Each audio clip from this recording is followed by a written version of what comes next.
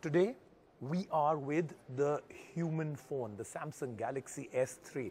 Samsung says for the first time ever, this is a phone built for and around human beings. What's this big deal? Why are they calling it the humanization of the phone? Why is this phone such a huge one? With the fact that Samsung is doing a world tour, it's taking it to 8 different countries. For Samsung, this is huge. It's a very important launch. Does it really live up to hype? You saw it when we did a preview. Now see it in real, in depth on Cellguru. On the 3rd of May 2012 in London, Samsung took the world by storm. The Galaxy S3 was announced. Keeping to the extreme levels of buzz being created around it, Samsung released the S3 as part of a world tour. New Delhi was also one of the destinations. Our first impression of the device in London was, wow, and we are sticking with that. The main downer for us were the looks, and that impression also carried forward. This still isn't the #1 phone in looks, but it is still a nice piece of polished plastic. A very narrow bezel accommodating a big 4.8-inch Super AMOLED LED screen with 720 by 1280 pixel resolution offers a great viewing experience. The processor on the S3 has been boosted, and now it is a powerful 1.4 GHz quad-core processor. As expected, it is up to date with the latest Android 4.0 ice cream sandwich layered with the latest TouchWiz UI. But more than the outside and the specs, it is the intelligence inside that makes this a whole different phone. Samsung calls it humanizing the phone, and so we decided to test each aspect of this to the limit. Once you enable the Smart Stay function, it utilizes the front-facing camera, which uses eye detection to ensure that the screen does not dim as long as you're looking at it, and it turns off when you're not. Does this feature work as good as it sounds? I love reading books, so when I read book in any other phone or even in my tab, I have to touch the screen again and again. But with Smart Stay, that problem is solved. It's only handy for people who read a lot on the phone. If you don't read a lot, then it won't be very handy, and plus, it could create battery life issues. Samsung's answer to Siri, the S-Voice, a natural voice recognition activated control. When we tried it, it did take some time to recognize the accent, and not all commands were gracefully accepted.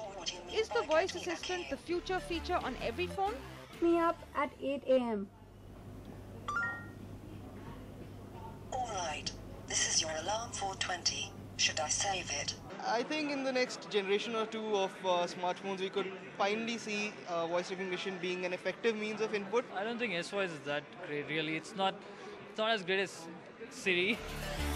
Smart Alert will vibrate and display any missed calls or notifications when you pick up the phone. Alert features have been around, but this one takes it to a whole new level. Is it a game changer? It's just an iterative feature. It's a software enhancement. Nothing big out here. It's just another frills that you have added to the phone, to make it more snappy. This one's pretty smart. It automatically dials the number of the person whose contact information is on screen, or even someone who you're messaging as soon as you lift the phone to your ear. And it works.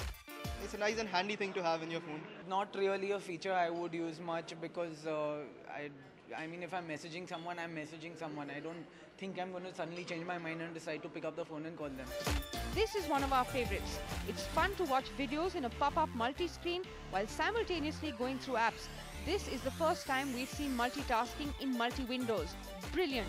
Pop-up play is really something cool that Samsung came out with. It's unique. So yeah, I think others will adopt it too, and I would surely love to use it. Probably expand it beyond video, maybe like hook into your games or other applications so that you can have split screen view on your phone, considering how big the screen sizes actually are right now.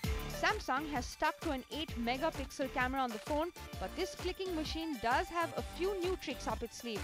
The best shot mode takes continuous shots at a rate of 6 frames per second, and from that the camera will pick the perfect shot based on smile detection, blink detection, contrast and blurring.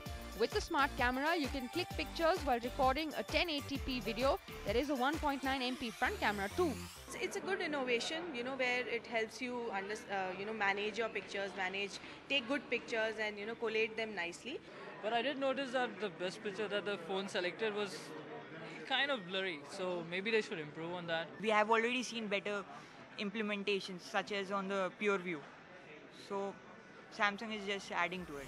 It even supports wireless charging, and if you want, you can get an S Pen 2 for the Note experience.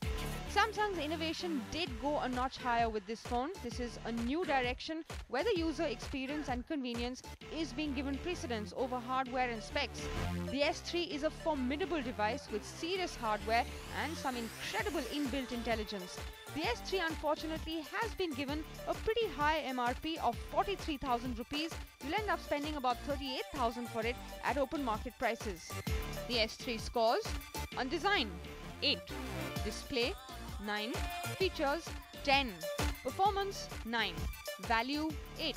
The differentiator, which are the humanization features, a 9.5, and that gives it an overall rating of 9.2. Do you have the NDTV Profit app? All the markets, all the news in your own homemade, ready-made portfolio available there for you. We will right now answer what you should sell, what you should buy when markets are down. Download at ndtvprofit.com/apps. Get the best app from the channel you trust.